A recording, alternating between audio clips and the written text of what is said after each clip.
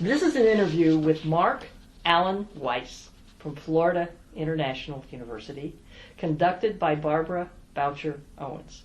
This interview is being recorded on March 5th, 2015 at Kansas City, Missouri, United States of America. It is part of the Computing Educators Oral History Project. Did I get and say your name correctly? You sure did, Barbara. Thank you. Good.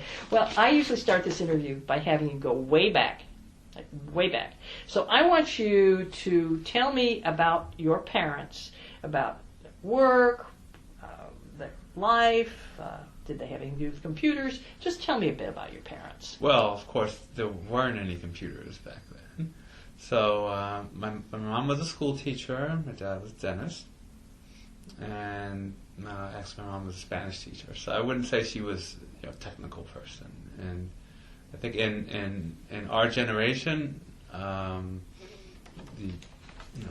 children of my age, were kind of responsible for things like programming the VCR. Right? If they didn't work, that was not for parents to be doing stuff like that. And so definitely, my mom was not a computer person or TV person or technology person or anything like that. My father was more of that. For sure, more a science person, being a dentist. Did they grow up in the city, in New York City? Yeah, my mom grew up her whole life in New York. My father moved to New York, young age, from Europe, I guess. And my dad, we lived in the Lower East Side of Manhattan, so my dad lived in that general area probably almost his whole life, give or take 5 years. Well, tell me about where you grew up. Tell me about the community that you grew up in, about the kind of school you went to. Well, the Lower East Side of Manhattan is a, it was sort of a Jewish neighborhood, Jewish, Italian, very much what you would sort of see in the old pictures. And the schools in the area at the time, not so good.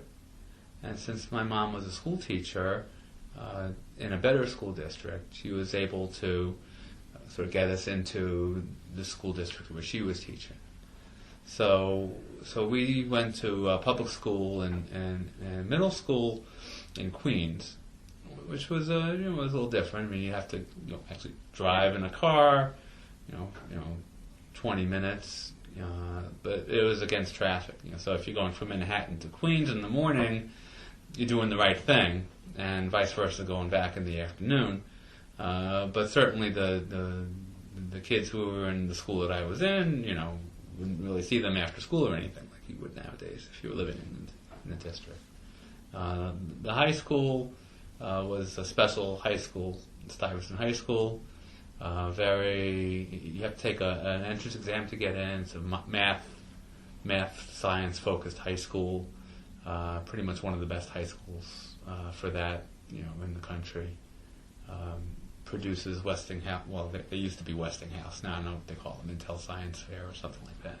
Produces those winners. Many university professors, computer science and math and physics have gone through there.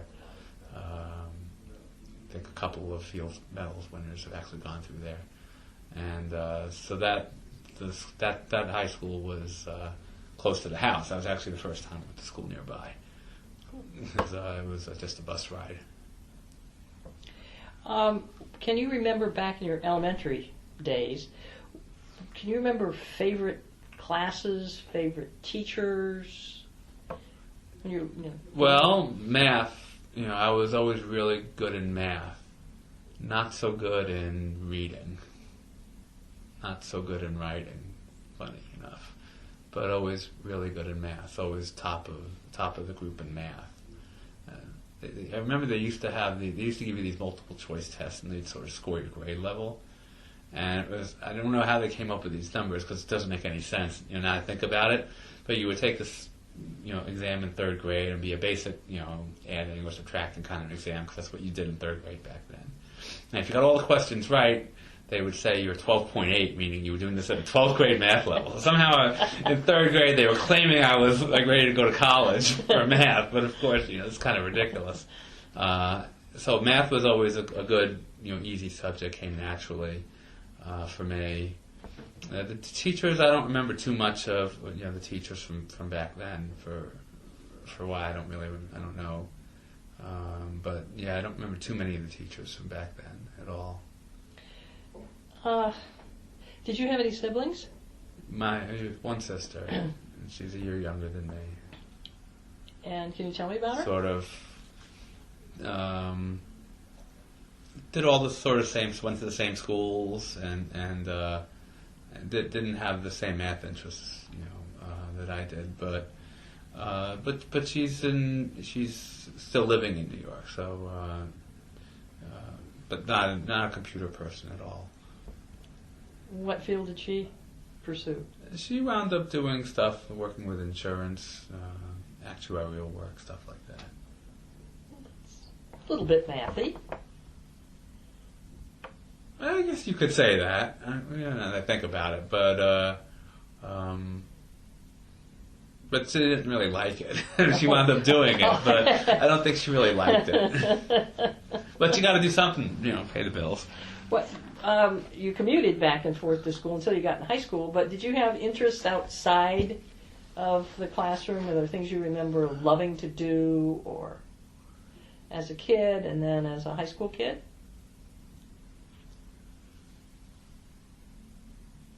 Not so much. I think at that point in my life, I was kind of studious more than anything, and of course, like everybody. I mean, we had TV, so we watched the baseball games. So you used to always watch baseball back then, and I remember the summers of '77 and '78. Bucky Dent. I'm sure you remember. Watching those games, and so always baseball back then. This is from before the cable television age. So back then, every baseball game was on free TV.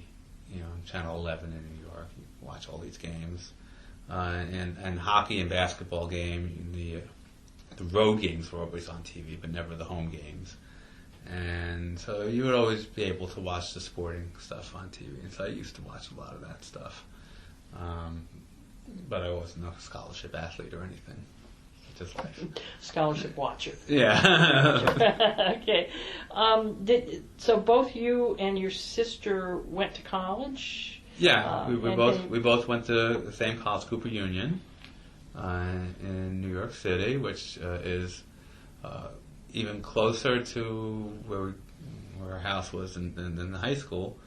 Although technically, you had to take a bus there, and then you had to walk farther from the bus station. So, but it was pretty much the same thing. You could walk home from Cooper Union, if you wanted to, and it was a very small. So it was much smaller than high school. So in Cooper Union, you only have art, engineering, and architecture schools. And the three hardly ever see each other. And then in engineering, you only have, at the time, electrical, chemical, mechanical, and civil, I think. And we maybe had 35 students in our class, and that was that, in electrical. And so maybe 100 and, I would guess, maybe 130, 140 students per class. That's the whole university, so very small place, very selective in that it offered at the time full scholarship to anybody who attended there as part of the sort of the endowment. So hey, that's a pretty good deal, right? Full scholarship even back then, and so they would always get people wanted to go there. They didn't have any trouble rounding up people. Did they have opportunities to live on campus, or did everyone commute that went there? I think everybody commuted. There was a little bit of people who mostly they, at the time, from what I remember, they recruited from the tri-state area, and some people would live in New York City kind of housing near the campus, but dorms and stuff like that, I just don't remember any of that stuff. I think they might have put some of that in later years, but I still remember people taking the PATH trains from New Jersey, coming into the university, college. I'm going to keep stepping back because I want a little better picture of you in those transition years from elementary school to when you chose Cooper Union. So a little bit, how were your parents in terms of encouraging you? What kinds of things did your parents do to make you want to go to Cooper Union, to make you want to be a good student? What? Well, for high school, I don't know if they were specifically encouraging it so much as much as that high school was one of the best high schools in the city, and the high school that we were zoned for was pretty bad, and so it was like you really have to get into that high school. It helped that the way the entrance exam is structured, it's very biased towards math, so it wasn't too much doubt that I would be able to get a good enough score to get into the high school. When I was in high school, I was interested in the math. I wouldn't say I was a great student, but probably good enough. And I was young at the time because I started school a year early. How did that happen? Probably I drove my mother crazy. So she said, okay, send them to school. And back then there was more of that than there is now. I think they've sort of done some studies lately saying maybe that's not a great idea to push the kids as far ahead. But back in the day, if you wanted to get a kid a year ahead, all you had to do was go to a private school, and they would do it, right? And so she didn't think I needed to be home, any longer than I was, and so that was sort of a year early. And then in New York at that time, they had a program called the 2-year SP program, and so they would take an entire class, and and middle school back then, or was junior high school, was 7, 8, and 9. And instead of doing 7, 8, 9, they'd have that whole class just do 7 and 9 and skip 8, and somehow, put some of the 8 into 7 and some of the 8 into 9. So they kind of compress it in a shorter time frame. But the whole class did it. In fact, I think there might have even been 2 classes. Maybe 30 or 60 kids in our class did that. It wasn't that unusual. But so I skipped 2 years. So when I graduated, I was on the young side, and so it was, parents weren't really excited about sending me off anywhere. And there's a perfectly free university right down the block that people are, killing themselves to get into. So why not go there?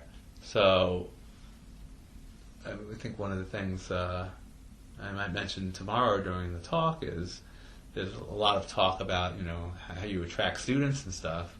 Sometimes the students have nothing to do with it. Sometimes the parents have so much influence, on the kids, and you're doing all these programs targeting the kids. Maybe you want to make some things happen. Maybe you need to target the parents too. And I'm not sure how much targeting the parents people are doing lately. But in my case, somebody could have targeted my parents. They really wanted me to go somewhere. If they wanted me to pick a different major or go to a different, different college. Target the parent. Target the parents. So you've talked quite a bit about your mother. Yeah. How about your dad? What was he? Did he want you to be a dentist? Did he encourage you? Well, of course, my parents wanted me to be a doctor. Of course. God, what's wrong with you, Barbara? You know that. So it was a very big disappointment that I didn't do that. When I went to and I was going to talk about that some more too, actually.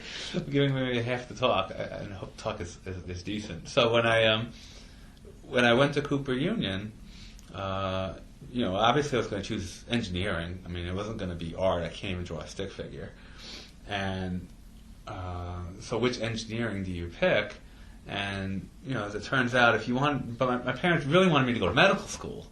So in order to apply medical school, well, you have to take biology and you have to take organic chemistry. At least you did back in the day. I don't know if you still have to.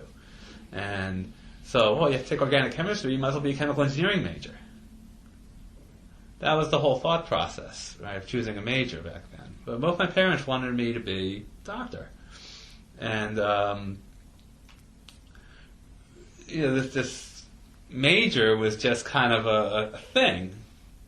You're just going to school because before you become a doctor, you have to have a 4-year degree. Right? It's incidental. It means nothing what this degree is, right? Just get good grades. Right? That's the whole thought. I mean, but it turns out that when I was in Cooper Union, I eventually did some computer stuff, and I kind of liked it. But I can't say that my parents encouraged me to be a computer person or electrical engineer or anything because of the field. So what was your sister doing at that time? Well, she was a year younger than Yeah. me, so she eventually went to Cooper Union also. And what did she study at Cooper Union? Are you not paying attention, Barbara? I am. Pick the major. Well, I heard Chemical engineering. Chemical engineering. Huh. Okay. All right. Got it? Got it. So she was supposed to be a doctor too? Yeah. But part of the problem with Cooper Union is to apply to medical school, you really, especially back then, you really had to have super high GPAs. It's tough. Nowadays, I guess there's more grade inflation everywhere now than there used to be. But this is late 70s, so the grades hadn't. I think grade inflation sort of started in from what I understand. Maybe you can tell me if I'm wrong. I've been told grade inflation started in the 60s, in the Vietnam War era, when professors were kind of getting pressured by students to inflate the grades so they could stay in college, because if they didn't get into grad school, because if they couldn't get into grad school, they'd get drafted. I don't know, is that right? Does that sound like... That sounds like a possibility. I was thinking it also coincided a bit with open enrollment, and I was at the city at the time. But this is an interview with you. Oh, not so anyway, sorry. not me. Back then, anyway, to get a GPA, medical school kind of GPA from Cooper Union was pretty tough. That part of the plan maybe the parents didn't count on. School was closed, but yeah. All right. Did you work at all while you were in high school or in college outside? Only in the school? summer. Let me think. Now I have to think back farther. Not in high school. In college I did. One year I did some just nonsense kind of a job, working in an architecture company as the gopher boy, right? But then another year, the good folks from IBM came to visit Cooper Union and gave a talk. And then they did some recruiting. And so I think it was my junior year, but I'm not positive, but I think so. This is 30 years now. I wound up doing an internship at T.J. Watts in Yorktown Heights. So I did that for a couple of summers when I was in college, but definitely didn't have a job while I was in college. It's much different than it is now, where especially at FIU, so many students now are working while they're in college, and it changes the whole game, really. So what did you do at IBM Research when you were an intern there? I was working on some projects that involved Unix. Time IBM was looking at doing some Unix for some of their products. Don't remember too much more about it It's been so long ago. Don't remember who you worked with, or did you have a mentor there? Yeah, I can't remember his first name. The last name was Rosenberg. I can't remember offhand the first name though. But it was an amazing place just to go there, because you would walk the halls and you would see, on the doors these names. And back then, I wasn't a graduate student or anything, so we just had you would have your books like your A.R. Ullman, and you'd see at the end of the chapter they'd have sort of the references and stuff, and you'd see, oh well, there's Ralph Gomery. There's Herb Shore. Shore Weight Garbage Collection. He was the vice president of research. At the time, you would see Mark Wegman's office was right there. And Carter Wegman. And there was just boom, boom, boom, boom, boom. You'd see all these names that you would kind of recognize as, and at the time many of them were from the '60s, like legends of the '60s, right? And it was kind of amazing to see that big collection there, and the building itself was just so huge. When you grow up in New York, the buildings are tall, but they're not long. And over there, that thing must have been a quarter mile long, and with this dark glass all the way around. It was kind of amazing. They had a lot of summer interns there, and they really tried to make it fun for everybody who was there. They would have picnics and stuff, and it was a great experience. And they did offer me a job when I graduated, because that was probably the whole point, right? But I just didn't want to work.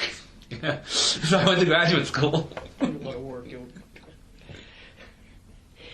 Well, tell me about the professors in college. It's clear that you had you had awe of the people that were working at research. Yeah. Now, were there particular professors at Cooper Union that inspired you or even pushed you toward? Yeah. So Cooper. I told you my major originally was chemical engineering, but the first semester you take basic chemistry, and I did okay in the course, but I was coming from the mindset of, if this is really my major, shouldn't I get an A in it? The kids don't think like that anymore. The kids will take the first course, and if they pass it with the minimal pass, they're good to go to the next course. They don't question whether this is really the right field for them. But after I took that chemistry course, and it was okay grade, but it wasn't anything special, it was like, is this really the right major? I started thinking, is this the right major for me? And we had to also take a computing course that first year. Everybody had to take it. And Cooper Union nobody back then. I shouldn't say nobody, but there weren't a lot of computer science degrees back then. So Cooper Union didn't and still doesn't have a computer science major. It was electrical engineering. So they had somebody who was sort of teaching the basic computer course, and he was really the director of the computer center. He wasn't an assistant professor. He wasn't an associate professor at the time. He was just kind of running the computer center, and that was part of his job, was to also teach the first course, and I really liked it. So that was Bob Hopkins, and he's been there. He's still there, I think. He's been there since the 70s. Kind of did the whole computer science thing there, and actually they eventually, he was so good. Eventually, he's like an associate professor now. They actually moved him into the professorial ranks, and he would have, he would run the lab and use a lot of student volunteers to sit down and assist, help out. And so I got involved in that. I spent a lot of time in the computer lab. And definitely, he was really, he was really memorable. And he had a good teaching style. And funny. He's a really funny guy. I always think people who teach should be funny. You want to you want to convey the information, but it's not like life and death, you know. So you try to have a good time with it too, a little bit. And he definitely, you know, was like that. So you could always, you know, go to his class and learn some stuff, but also, you know, get a decent show at the same time. Then, and since they didn't really have, you know, computer science faculty, it's very small. It was all, you know, EE people. They would bring in adjuncts to teach the courses, and usually they had a steady stream coming in from Bell Labs. I guess it must have been. It sounds like it was really far, but it must have been easy to get on the train and get right there because there was a train station nearby. The PATH train was nearby. So there were a couple of those guys that came in. One of them was Ned Horvath, who I know is still around. I think he's in Texas somewhere, teaching or working with the University of Texas, and he was really good. So he did the data structures kind of algorithms course, did the compilers course, and it was. I mean, I just remember, you know, back then you used the Hoffman book, and you know, you see the end of chapter notes, and chapter 3 was like sorting, and there you see like a reference, E.C. Horvath stable sorting. I was like, wow, holy mackerel! Like, this guy must be a genius. He published a paper. Wow. And you know, later I found out that, you know, he did his PhD at Princeton and you know, worked with Ullman. And I don't know that the paper itself was, you know, world's greatest paper, but he worked with Ullman, and you know, it was some sort of an important result. And but he also could, you know, he could really teach. I mean, he was really good. And so they had, you know, a couple of those kinds of guys at Cooper Union. So eventually I switched my major from chemical engineering to double E, because that's what you had to do. Partially, I mean, those people teaching the computer science courses came in well after I already switched majors, right? You know, because since I was an EE major, all the computer science courses I took at Cooper Union were basically elective courses. Didn't even need them to graduate. So I graduated with some ridiculous number of credits, and nowadays we'd call it a double major. Back then, it was just, you know, an ambitious student, but back then also there was quite a few students who were just taking tons and tons of classes. There was one student there who took 31 credits in a semester. You know, they got almost all A's. And that was like, okay, he's taking 31. Well, you can't just only take 18. It's an embarrassment, you know, right? So, and so, you know, you know, a lot of people would take these computing courses because it seemed like interesting stuff, you know, at the time, and teachers were pretty good. But the actual reason that I switched into double E is really, well, I didn't like chemical, you know, and didn't think I was good in chemistry. So I was trying to figure out, okay, what major should I pick? There's only 3 left. It's electrical, civil, or mechanical. And so somewhere in my head, I said, well, I'm good in math. I think electrical has much more math than the other ones. So I'll go with electrical. And I looked at it, I looked at it recently. It doesn't have much more math. It's more than civil, but electrical and mechanical, at least in the required courses at most programs, pretty much the same math. And when I was there, you know, the last couple of years, I could see what the mechanical engineers were doing, and they were doing a lot more math than we were. At least it looked like it. Yeah. I mean, because they were basically doing physics, and but you know, people make these decisions, and well, I mean, it turned out great, I guess, but you know, right answers, wrong reasons. Well, so you went straight through in 4 years, but graduated with a crazy number of credits. Is that what I'm hearing you say? I think I had a crazy number of credits. It was way more than 120. Now, in Cooper Union, I think just to graduate, you have to have like 135 for engineering. But I had more than that. I probably had like maybe 140 something. And that's nowadays that in a public school, you can't do that. Like in state school like Florida, if you need 120 credits to graduate, and you graduate with more than 132 credits, the university isn't, like, that's a negative for the university. Like our board of governors is going to say that the university graduated a student with excess credit hours and bad, and we're measured on how many students we can graduate without going over the excess credit hours. So it's a different time, because, well, they don't want to pay for that. I mean, it's a state school; it's not a private school.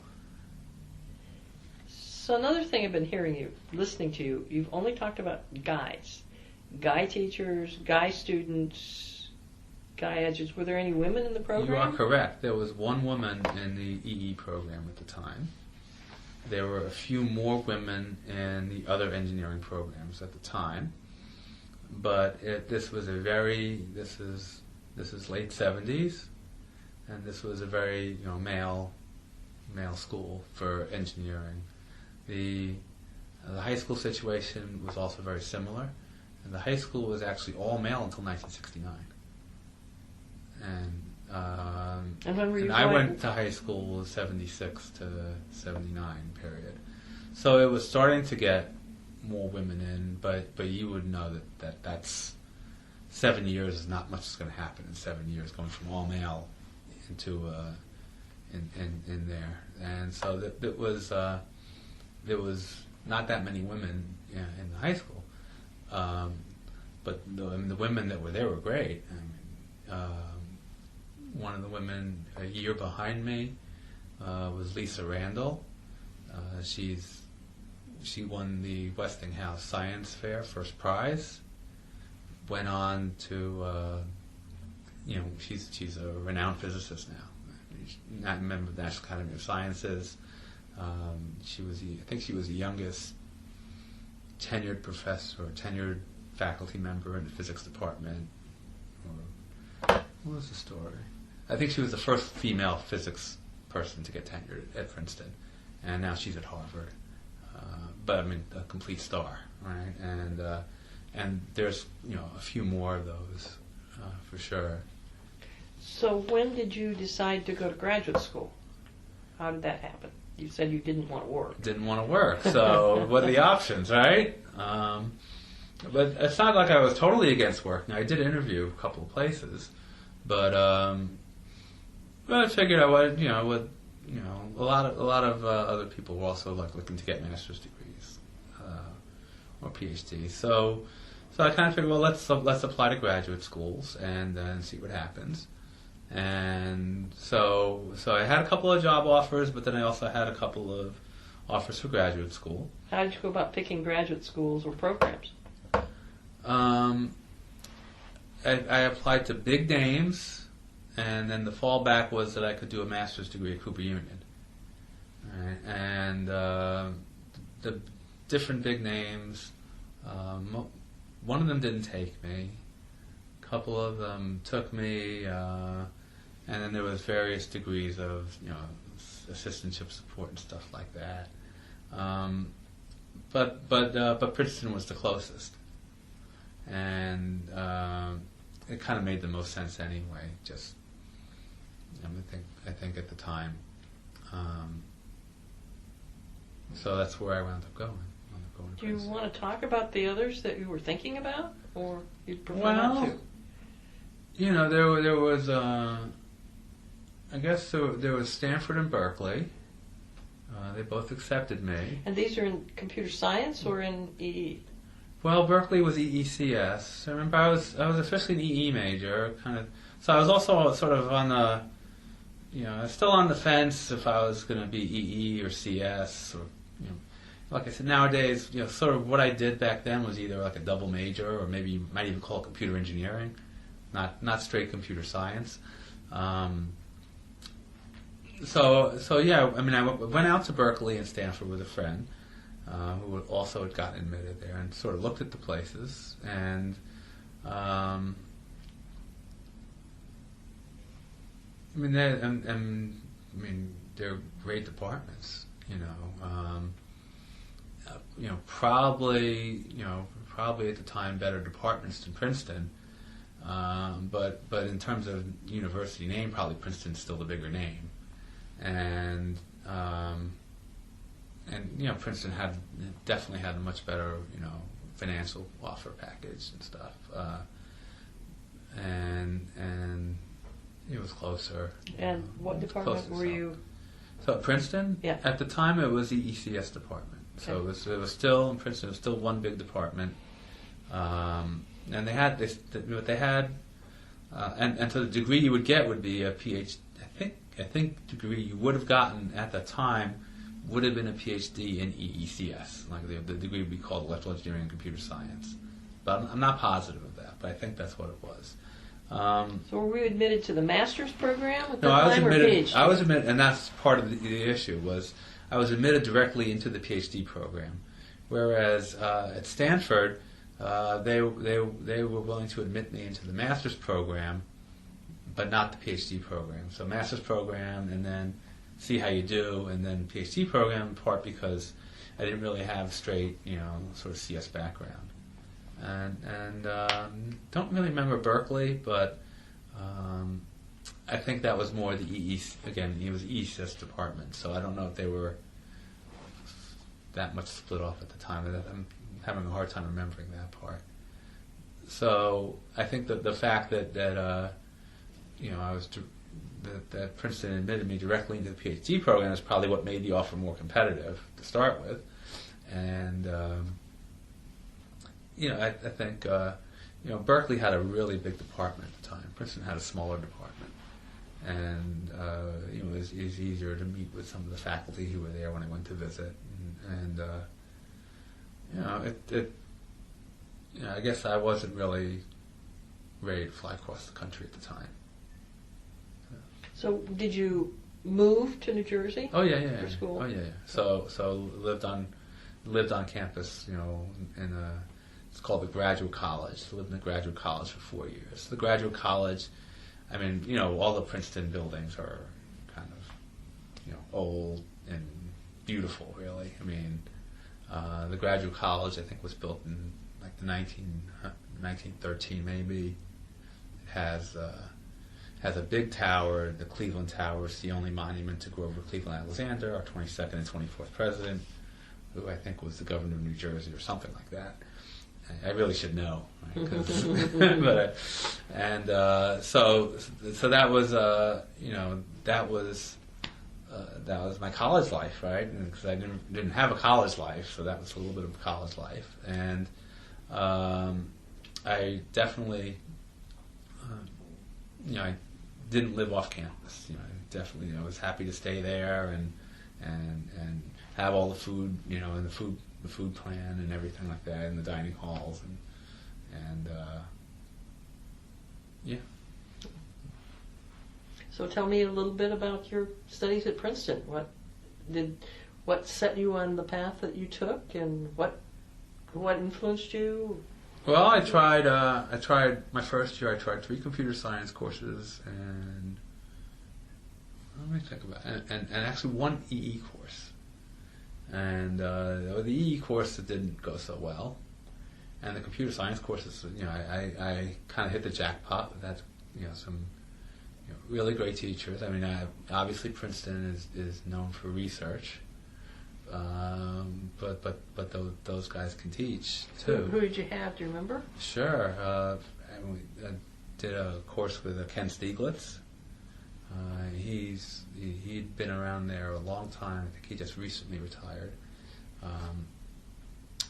He did a lot of interesting work and co-authored a combinatorial optimization book with Papa Demetrio back in the 70s. So it was a relatively fresh book at the time.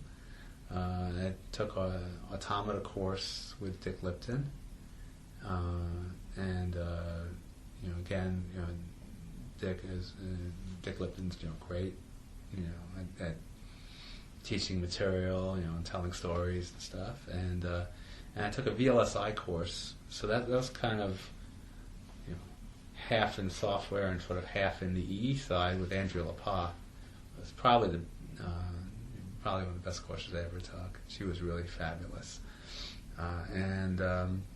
So those courses, with those courses, that was my first semester there, and based on those courses and kind of my dismal EE course, I pretty much knew at that point that okay, this is going to be computer science. That's where. That was the end of my EE courses, and then the rest of my courses were computer science. How did you pick what you were going to study for your thesis?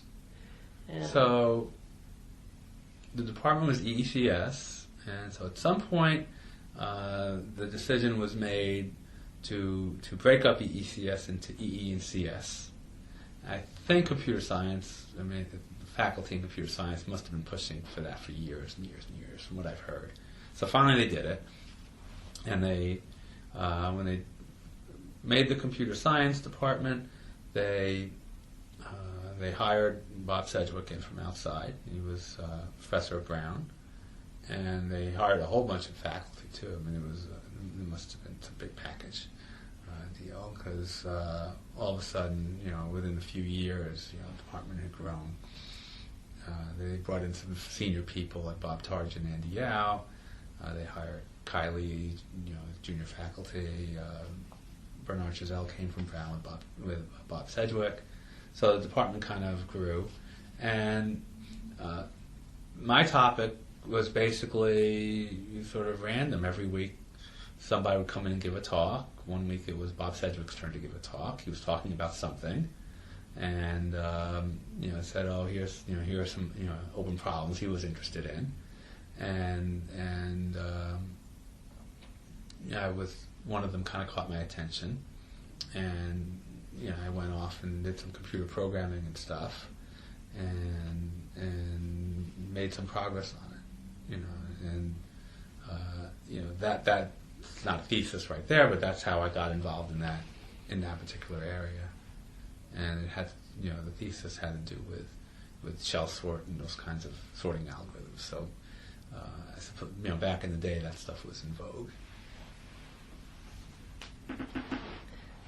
And so you studied under Sedgwick. Yeah. He was your major professor. Yeah. So he was my major professor. At the same time, he was running a department. Right? He was also the department chair. So it was. But that was, it was definitely, a great experience, and you also would know, Sedgwick, at the time also had these books going on, and I remember when I went back to Cooper Union, and they, Bob Hopkins asked me, who's your advisor? And I said, it's Bob Sedgwick, and he whipped out, I have his book, I was like, okay, he didn't know anybody else there, but he knew Bob Sedgwick, and he didn't know Bob Sedgwick because of Red Black Trees. Right? Well, that's kind of important too, right? But no, he knew because of the book, so that always kind of stuck with me a little too. I see a pattern here. What is that? You modeled both your bad behavior, modeling bad behavior. Yeah. Did you? It sounds like you really didn't deviate from this. So did you say you were only there 4 years? I was only there 4 years. So you're quite young. I don't know how I got out of there in 4 years, actually. That's kind of a miracle. So you must have been 16 when you started. When you started Cooper Union, so you were 24? Yeah. Okay. Right. So, and then I went straight to FIU, and that's where I've been. How did you decide on FIU? Well, 87 was not a particularly good winter. It was snowing a lot, and I do mean a lot. And so that influenced some of the places where I applied to. Now, back in the days, you would just open up your communications at the ACM, you kind of go through it, and you pick out the ones you liked, and it was early enough, it was late enough, I guess, in the computer era that you could kind of, form letter them, right? Not like you do now. You had to do a little bit of work, but you could send out, more than just a couple back then. And so I picked the ones I liked, and I sent out a bunch. And FIU was kind of in there because hey, it's Miami, it's a horrible winter, right? And so why not?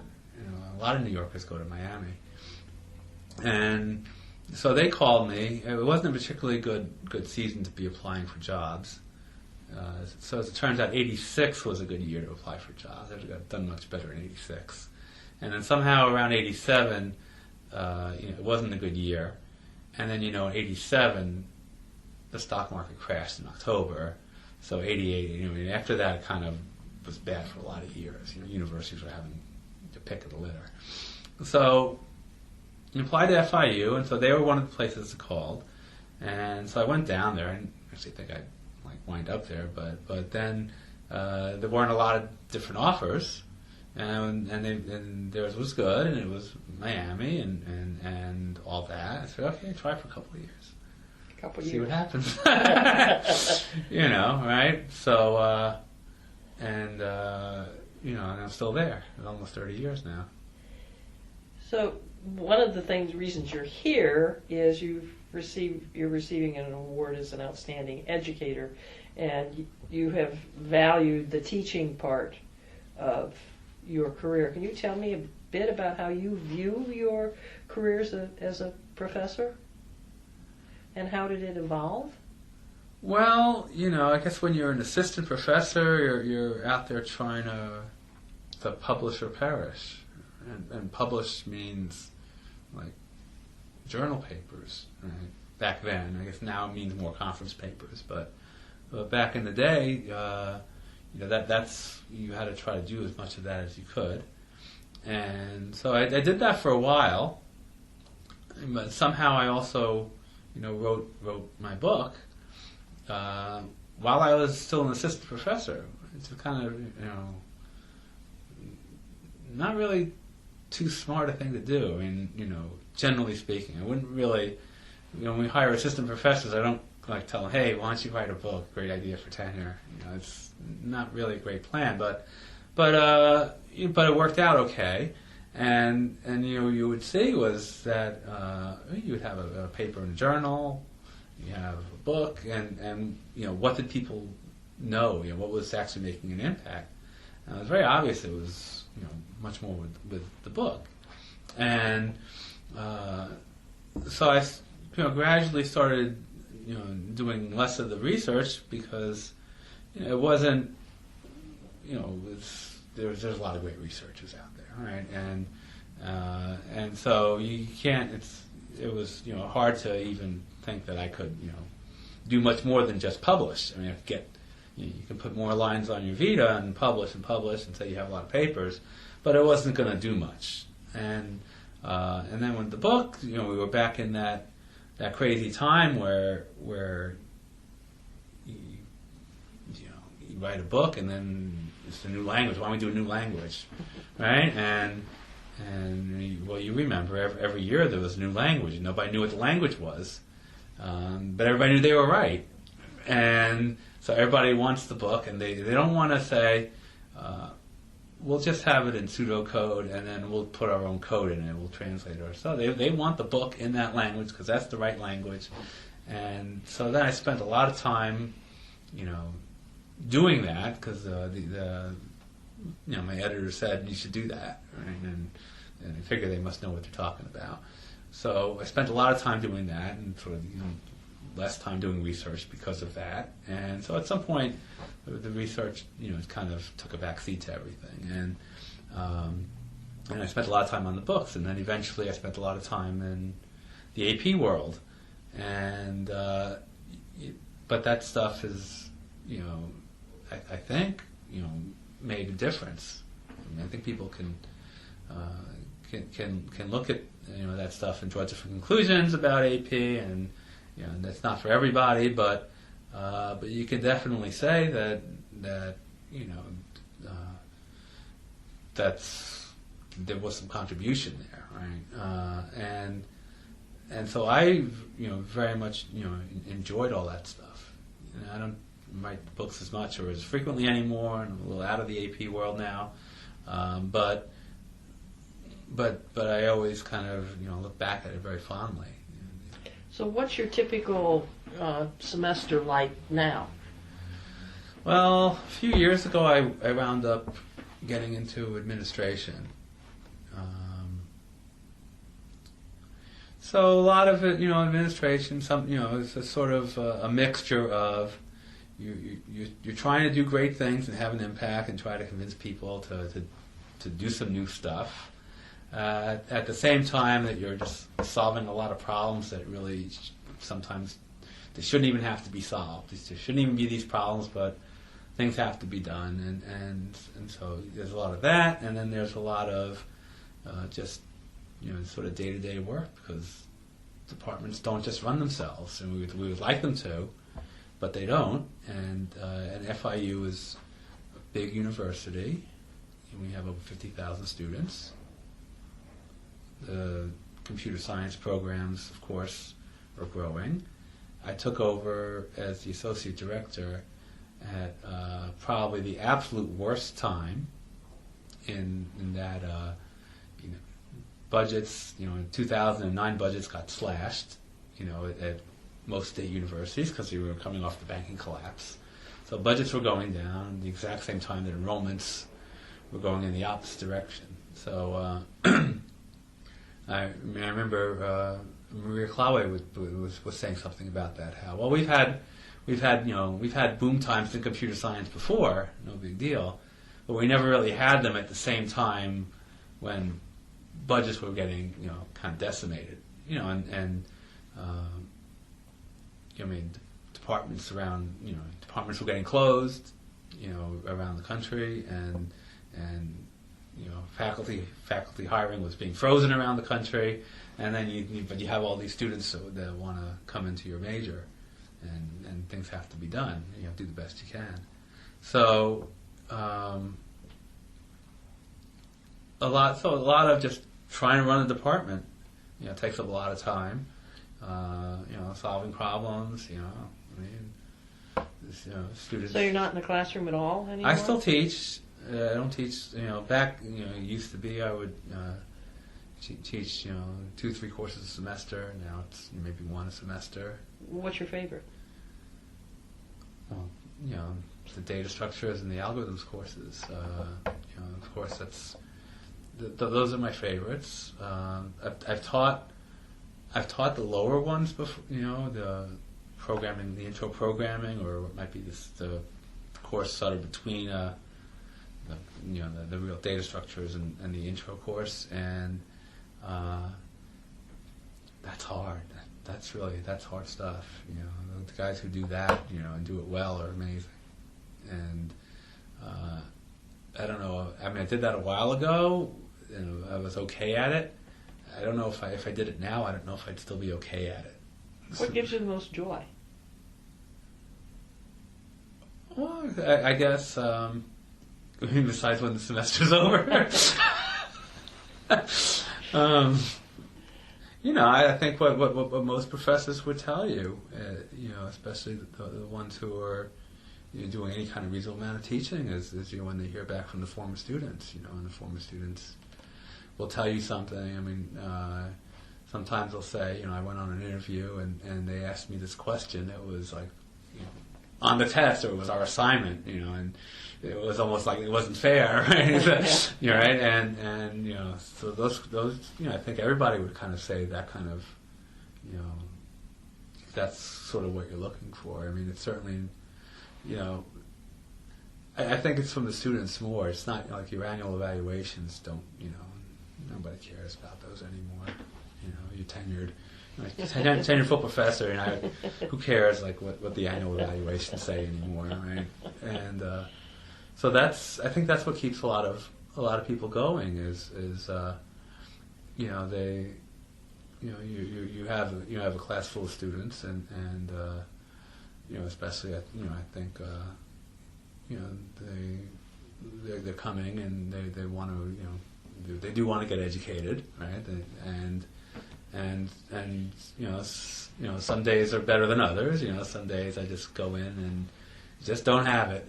But a lot of days you do, and when the students tell you that, it's great. What do you have a teaching philosophy? Is there some? I always, like any class that I give, I always want every student to walk out of the class and be able to say they learned something. And I don't think they have to learn everything I talked about, but that they learned something in that class. That if they learned nothing, then that was a complete waste of 50 minutes or 75 minutes or whatever it is. So did they get something out of that class that they didn't get? Because the rest of it they can go back and maybe figure it out. Have you changed your style at all over time? Well, I do a little bit. I started recording my classes recently. Video recording? Yeah, not sure about it yet. One of the things with the video recording, it seems like it's more when I do the recording, as you get deeper into the semester, students sort of feel like they can skip the class more easily because they know there's a lecture. There's a lecture that's being recorded, and and I know at the end, as they're getting towards the end of the semester, maybe they, I'm kind of struggling with it because I know maybe they need to skip the class. Maybe the work is piling up, and and as I said, a lot of our students work, and then they have all these projects getting due, and maybe they just maybe they have to skip the class, and they know the recording is there, but they feel more entitled to skip it if the recording is there. So that I'm still struggling with whether that's a good thing or a bad thing. I'm not so sure yet. But yeah, I definitely do more, the live coding kind of stuff, where, I'll write the programs, rather than try to, sketch pseudocode on the board. I'll actually, write the code, and especially if I'm teaching a data structures course, now that we've been in Java for 10, 15 years, I've written this code so many times I can close my eyes and write the code. But there's definitely a wow factor. And when I was at Cooper Union, we had a math professor who was really great. He would just go in, no notes, and just whip off these impossible theorems like it was nothing, right? And so I haven't used notes since my first semester. My first semester I used notes. I had my whole lecture planned out, like they kind of. I think people tell you, oh yeah, you got to prepare for class, you got to write all the notes out, you got to have this, and then so I have these notes and I'm looking at them and I couldn't read my handwriting, right? But I'm trying to follow my notes and I'm trying to write this code, for the queue, and I'm screwing it up because I can't read my notes and so after that semester I just said I don't need notes. I'm going to do it without notes because, well, for the first couple of years I would practice it more. Before, but then after a while you teach the same course. I could just walk in. Some of these I can just do completely cold, so I don't use the notes. I like to do the live coding more.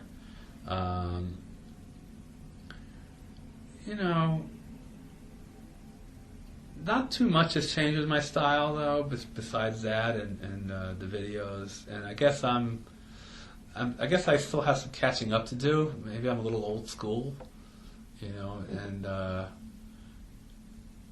but I guess because I know a lot of our younger faculty, and I encourage them to do it, but not me. Are doing more stuff with active learning. So then we're getting these classrooms with the tables that move all over the place. And they can do like a little demolition derby if they want with those tables, and some of them are doing pair programming and all these kinds of things. But I don't know. This is like I think what I've been doing was working. I'm not sure if I can pull off that other stuff, and I'm a little too scared to try it. So that part's kind of stayed the same. But it seems like it's okay. But I haven't done any scientific studies on this. Maybe I don't want to know. You don't want to know. What are you doing in the professional community? You know, societies? Do you go to meetings? What? You know, service role? I haven't. The family life has kind of taken over. I haven't. I used to go to SIGC pretty much every year. I haven't been to SIGC in over 10 years now. You know, and always been, let's go. I thought, you know, when it was in Atlanta, that was almost close enough to try to pull it off. But you know, you know, professors have, you know, they have the professor life, and they also have the family life, and it was a lot easier, you know, back in the day to do that stuff. So yeah, so lately. Lately I haven't been doing too much in the professional community. I've sort of been doing my thing at FIU, internally in the administration. A lot of stuff there, though. And the professional stuff, you know, that was really from the 90s. In the early 90s, I actually did some stuff with SIG-ACT, which is the Automata and Computing people. I used to write some columns over there for a few years, and then of course I did the AP stuff for 8-10 years. So between them, that's like 15 years, and that's kind of a lot, and it's not bad. And you know, maybe in a couple of years, when the kids are a little older, we can get back to it, because I do like, you know, the conference. You know, there's so much stuff going on, and you don't really want to be away if it's impossible. You know, you have to, but if it's impossible to avoid. But I see people here. I ran into a lot of people just in the last hour that I hadn't seen in years. That were on AP committees at some point. They're retired and they're still here, right? And so it's a good. It's amazing. What a great community it is. Can you point out any major challenges your career's had? It sounds like it's been a pretty straight path. I've been pretty lucky. Haven't been. It has been a straight path, and there have been some random choices that I've made that have turned out okay. You know, without any real skill on my part. Right, as I said, this whole concept of writing a book when you're an assistant professor is kind of not a brilliant concept. If you'd known more, you wouldn't have done it. If I would have thought about it, you know, and actually our director at the time, you know, said, "Are you sure you want to do it?" Right, and but you know, back in the day it was okay. So it's sort of been okay. It's probably, you know, not a great decision to sort of totally let go of doing research. If I had to do it over again, I probably would have tried to stay with that a little bit longer. But probably at this point, I think I would have only so much energy I can focus things on, and between keeping my administrative role, keeping my family life, and I still have to revise books every now and then, I think something has to lose in that picture. And so right now that's So one of the questions, we're getting toward the end, and that is, do you have outside interest? And what I'm hearing, the outside interest is family. Yeah. That's the major, or maybe the biggest interest. Can you tell me some of the things that you enjoy with your family? Well, I enjoy, we're not an adventurous family, so we're not travelers, or we'd have traveled all here and sort of destroyed the whole conference. But I like to spend time with the family, which is getting harder and harder to do. Especially some of them are getting older and they don't really want to spend time. The younger kids are still young enough that they're not terribly embarrassed of the parents yet. Did your parents come to appreciate that you were a college professor? I think my mother eventually did. When I think eventually she did.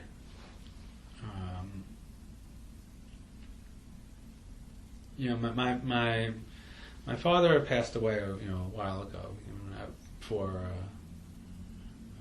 It's been over 20 years. So you were a professor by then. I was a professor, but I was a professor at. I wasn't a professor at Harvard. I was a professor, right? So so I'm sure he was good with it. And my mother, was for many years just, upset that I couldn't write her a prescription, but these things are important. When you need that prescription, you really would like your son to be a doctor, and and I couldn't do that. But after a while, I think she started to appreciate a little bit of part of the perks of what people who are tenured full professors like, so there's some things that are nice, and in some cases it could be better than being a doctor. She has friends, and my sister has friends. We all have friends who are very high paid doctors, but they have this, I don't know, pager, but they don't call them pagers anymore, beepers, whatever they are now. I guess they're cell phones, right? And these things go off no matter where they are, and there's an emergency and they have to get to the hospital. Now, I work a lot. I work at nights. I work past midnight sometimes. I'm sure you do too. Well, all the professors do that. But, if we're out doing something, nothing is that important that we have to, we don't have to leave the hockey game, in the middle because we just got something on our cell phone, work-related. So, there is, there are some things where maybe that doctor life wasn't, isn't everything. And I think she was okay with it at the end. Good. But who knows? Yeah. She might have still have been saying, if he'd have written me that last prescription.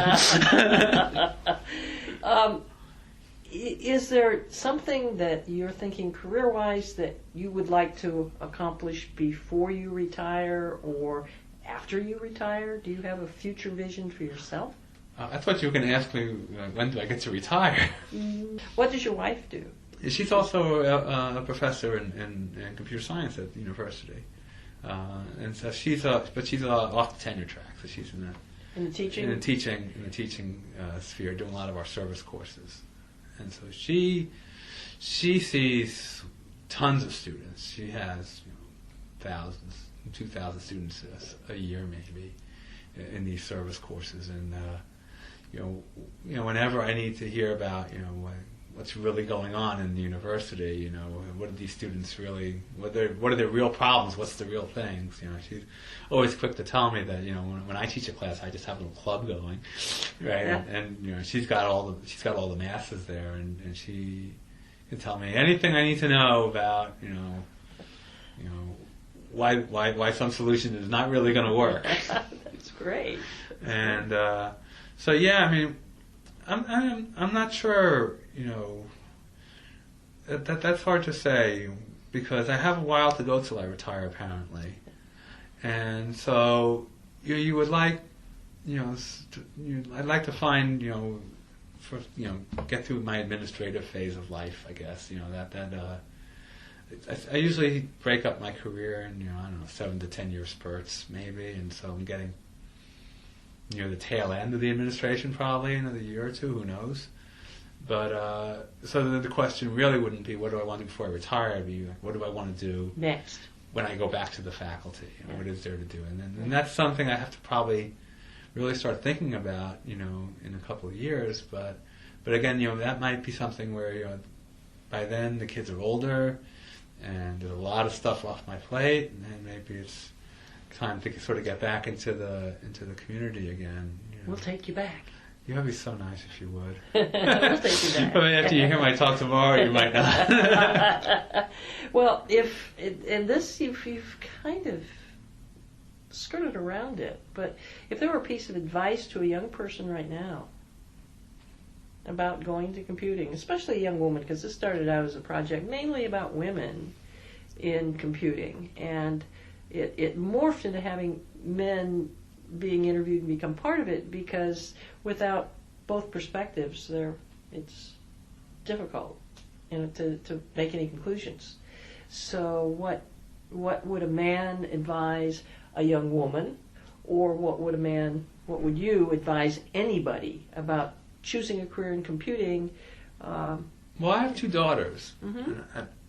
I, for the life of me, don't know why they wouldn't be able to go into computing, because it's almost the same thing I told you about how I was responsible for programming those VCRs.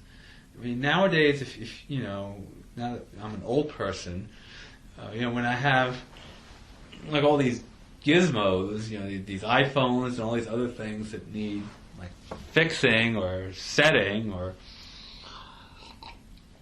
tweaking, I mean, I just give it to the girls. They go, "Dad, don't you know how to do this?" And my daughter does all this stuff with video software, which is basically programming. She makes these amazing videos, and she's doing loops and all this other stuff. And the younger one is still in elementary school, and they did the code.org thing there, and so I don't know. I'm not an expert on this. I've been out of the community for so long, but for the life of me, I don't know why this would be a turnoff, right? Why? Because they don't seem. It's not like they're coming to me and saying, "Dad, get this iPhone away from me. I don't want one ever." Right? Yeah. No, my girls aren't saying I don't want an iPhone ever. Right? No, it's. I think I need an iPhone 6 or whatever the latest model is. Right? That's, "Dad, why are you using a Droid? What's wrong with you?"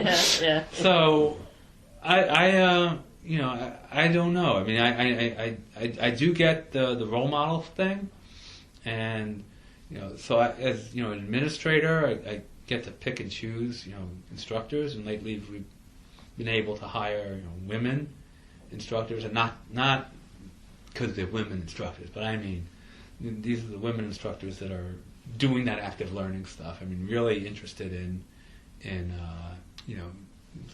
education strategies, and I don't know if specifically they're targeting women or anything, but just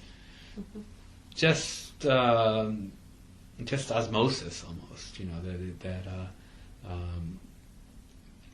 so I don't know, 8 or 10 years from now, what's going to happen. The departments lately, to me, with these crazy enrollments, have just been trying to keep their mouths and their heads above water, just to struggle to get the classes offered, and courses taught. And, you would presume that's going to stabilize at some point. But you would also I would also kind of presume that the younger generation, I mean, they don't, the women, the girls, they don't seem scared by technology, by computers, and my sister was growing up. She didn't want to know anything about that VCR. Call Mark. but it seems, when they're coming up, it seems a little different. Yeah. But I haven't done any scientific studies, and about that. I have a small sample. Yep. But my daughters have a lot of friends, and they all have iPhones, and they're all FaceTiming each other, and they're all trading apps, and they're all doing stuff, and they are not scared of those computers at all.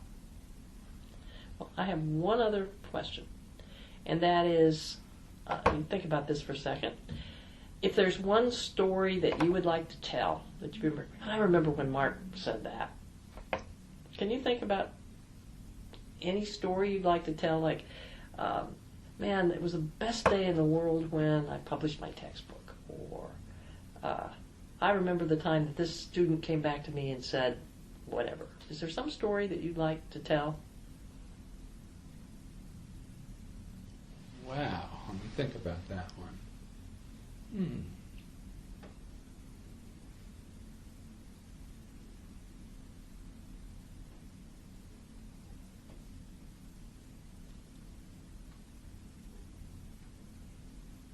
Yeah. Okay. Yeah, there is. It was 1697. It was in San Jose. It was a really good 60 for me. I gave up.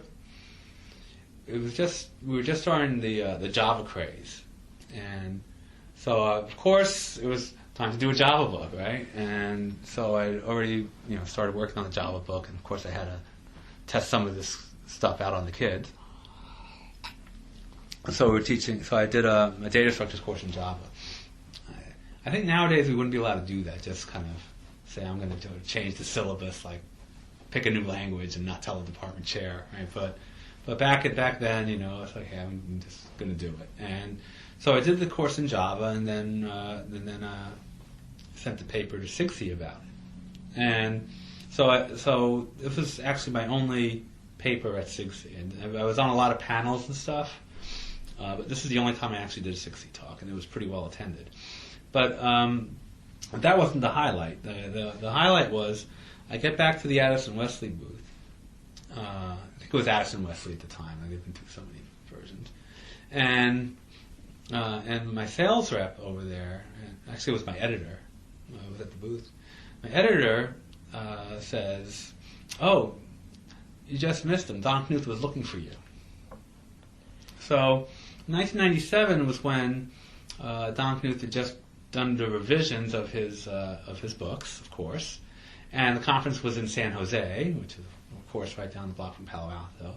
So Knuth came to SIGSI to show off the books, right? Why not? And I said, what do you mean? He was looking for me. And he said, no, he came by and said, "Is Mark Alan Weiss at this conference?" And he's the full name too, because that's how Don does stuff. And I'm like, well, so somehow they eventually found him, and so we talked to him for a little bit, and amazingly he also started. He had just done a paper with somebody on shell sort. So he also started talking to me about research, which was like, at that point I was starting to get out of it. But I still remember it because he actually asked for me by name, right? And so they took a picture. I still have it. It was a Polaroid from back then, right? You remember there used to be a company called Polaroid that would make these pictures that would develop instantly. And he signed it for me, and I still have it, and so definitely, that's, that's something somebody would remember, because when you do some work and then somebody actually knows about the work, unprompted, and a lot of people don't, because a lot of very senior people like Knuth. They're not teaching data structures courses anyway. They're not using the books. So it's a lot of younger people now would be the ones using it, not the elder statesmen. So, but that he would know that book and ask for me was so I made sure to show the picture to the boss and everything, and that was probably so that's my favorite SIGSI. That's a great story. Yeah, a really good story. Well, we've wrapped it up, and I appreciate the time, and thank you very much. Thank you, And Barbara. I look forward to your talk tomorrow. Okay. All right.